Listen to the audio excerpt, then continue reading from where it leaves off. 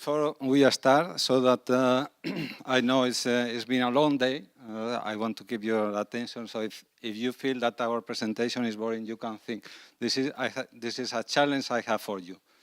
Do you know what this is? I'll give you until the end of the presentation to find out what this is.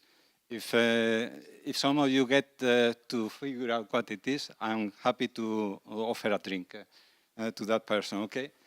I didn't know what this was at the 13 months ago. I'll give you a hint.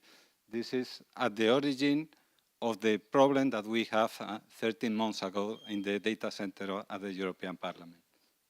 Okay, so what we are going to explain you today is we have seen this exercise, like business continuity can help us by setting up requirements, can help us to do innovation at the level of at the way we do infrastructure and operations. And at the same time, we think that by changing the way we do infrastructure and operations, we can help to better fulfill the business continuity requirements of the institution.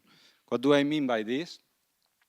What I mean is 14 months ago, we were very happy because we have all figured it out. We have a very expensive infrastructure put in place, costing millions of euros, and we have everything redundant between Brussels and Luxembourg, and we have it synchronized. So and we could put our users in one site or in another. So we were basically having a happy life. Then on the 16th of October at half past 11 in the night, we have an incident. Something went wrong in one of the data centers, and as a result of that, we lost some physical equipment in the data center. And basically, we couldn't reestablish we call all the support entities that we have, and basically we couldn't reestablish the service in the data center. So looking back to our business continuity plan and our disaster recovery procedures, what do they say? In that situation, you put the users into the second data center, and you keep on doing business as usual. What we didn't know is that there is something which is called Murphy's Law, and that it really, we suffer it, we experience it in this case. What it had happened is the weekend before, the 16th, it was a Monday. The weekend before, we have been having problems with the synchronization. For some reason, the synchronization has been stopped. We have teams that are supervising this, and they restarted them several times. But when the incident arrived on Monday, the synchronization hasn't been completed, which means we didn't have a copy in the data center in Luxembourg, so we couldn't do we couldn't execute our disaster recovery plan. What did we do in this situation? We went again to our business plan and disaster recovery plan. What does it say? In this situation, you go and you do a backup and you restore the data center in Luxembourg.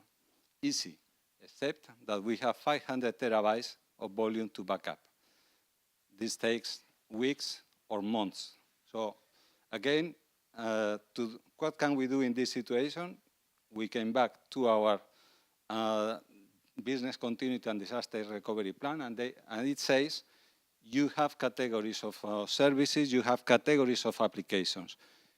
This happened in the 16th, it was a Monday. The week after, it was the plenary session of the Parliament in Strasbourg. We didn't have any system. The Parliament is using a number of systems to prepare the session and to make sure that all amendments, all proposals are properly treated during the session. So we really need to put back the plenary, the system that support the plenary session. That was the top priority. That was done 1 day after we identified that we couldn't recover the systems in Luxembourg that we have physical. But then all the other systems, then we enter into an standstill period where we don't do operations, where we try to keep things running just before the session, so don't make any, don't put down anything by mistake.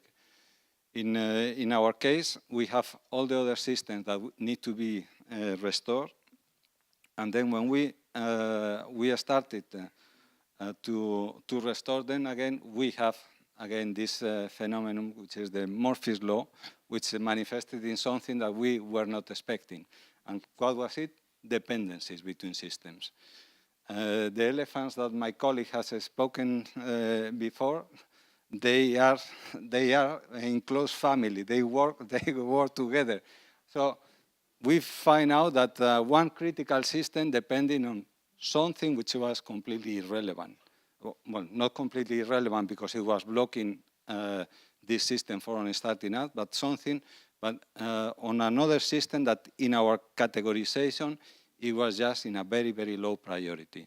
So we invented at that time how to, we redefined the figures. We went back to the business saying what should we do. Basically, we were redefining the business plan at the time of the crisis. So a lot of things that we experienced during that time, and it has brought us. And this is another problem that we suffer. We have here some bottlenecks in the whole chains that allow us to recover the system. First bottleneck is that we have a limited capacity in the restore infrastructure to restore volume. Second is we have a team of people that after the systems are restored, they were putting them back into life to make them available to project teams that they will check the consistency, they will check that everything is working properly, then to bring it back to user teams that need to sometimes replace some transactions that were affected, some other times check data consistency, and because of that, some systems were, or some group of users were depending on, because of the bottleneck that we have, some user groups were depending on other applications, on other systems that we need to restore before. So basically, they were waiting for us to reach to their turn. All the reflections have brought us to say, from a very practical point of view, we need to do infrastructure and operation accepting the dependencies between the systems. So we need to move to something which allows us to work more in a virtual infrastructure and to be more dynamic on the way we restore the infrastructure in these cases, and to be able to handle bigger volume of data in these situations. Another reflection that we have is instead of having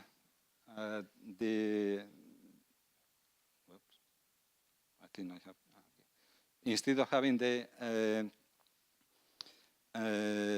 this pyramidal dependency with bottlenecks, we think that we may try to have a more distributed organization for doing the whole thing. Doing infrastructure development and on the business, so that this is organized closer to the business, and we can, in case of a major disaster, recover in parallel different entities. Okay. This is again the key message for us is we need to rethink of ways of doing the way we work at the infrastructure, so to better support the business and continuity. I will let Sandro to go to his part. It works. If I take this one, I will start to sing, so it's better not. Yes. So one promise from me is no more slides for today, from my side at least, but I need the speech because I'm under the surveillance of my internal audit, which is here, so I will be closely looked at. So my name is Sandro Mameli, and I am the Business Continuity Coordinator in DIGITEC. It means, you remember the sweaty heads, all these sweaty heads. It meant for me, actually, a task after the incident to go to these sweaty heads working their ass off to resolve the problem and go like, so what happened? Why did you do this? Why didn't you do that? And try to make sense of it all, try to give a perspective to the organization on what was the problem, what were the dependencies, what was the organizational issues that we could face, also not only from the operational point of view, but from actually the way we work day in and day out. So from my perspective, this is what I want to share with you. From my perspective, decision had to be taken without having all the information available, at least not to all the parts of the organization and not in due time. Expectation grew higher and higher during the management of the crisis. Questions like, aren't we the technologically most advanced parliament in the world? What is going on? I want my application up and running now, not even tomorrow, but even yesterday sometime. There was a growing feeling in any case that the IT part and the non-IT part of the organization were just shutting down to one another. They were not speaking to each other, and they were not acknowledging the needs of both parts of the organization. And from DIGITEC perspective, it was more something like, Houston, you are the problem, not like there is a problem, but we were the problem at the time. So that's how the pressure built around this incident in those periods. But what I want to share with you from a business continuity perspective is just what we should ask ourselves when we deal with business continuity in an organization. For me, the incident was the best training I had in business continuity. That had nothing to do with the classroom. I'd received the task to look into business continuity for DIGITEC just a couple of weeks before the incident. And they said I wasn't the one to provoke the incident, just to learn something. But I took it as an opportunity, that's for sure.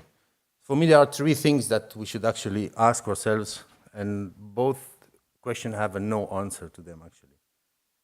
Like, is business continuity just another way to say business as usual? Sometimes we refer to these words just to make our life easier. Well, there is nothing such as business as usual in my perspective. It doesn't exist. It's just a fantasy that we create in organization to shelter ourselves from change. Business as usual is a very safe word to say, and we all feel comfortable in it. Actually, there is nothing like it, in my view. Every day we come in an organization that is dealing with change. And what continuity does is just a way to ensure that while we are dealing with change, we don't lose sight of the purpose of the organization. We still work in a way that the organization or the institution fulfills its purpose. That's, for me, that's the first question that we should ask ourselves. It's not the same thing. And just erase BIU of your manual. We sometimes have even our budgets that are made like innovation on one side and business as usual on the other side.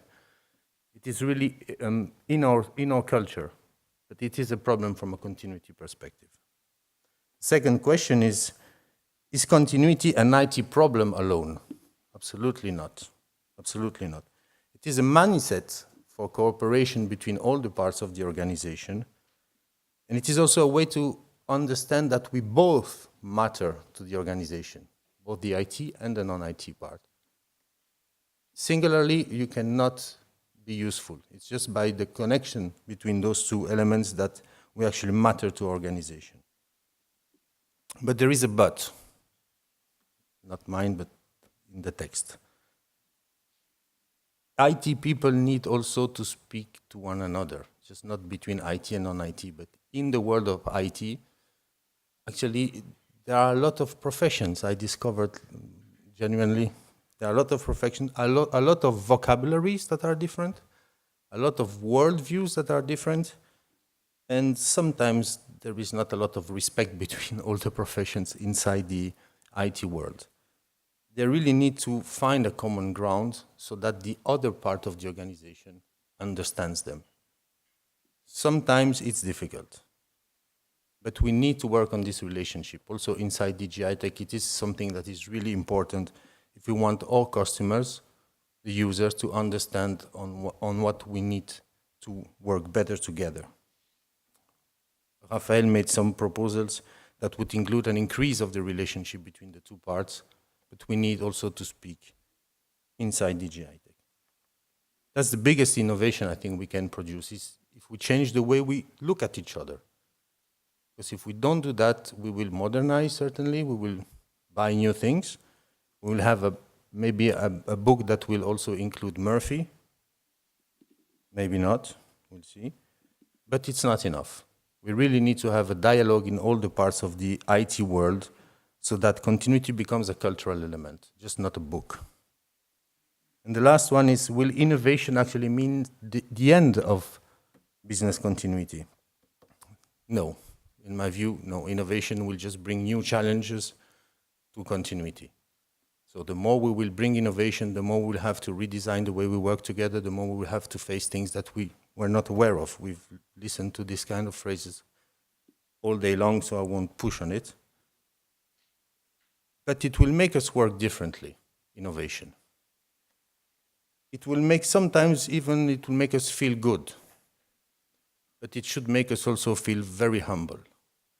Humble because we might realize that actually the organization can survive without us, both IT and non-IT part.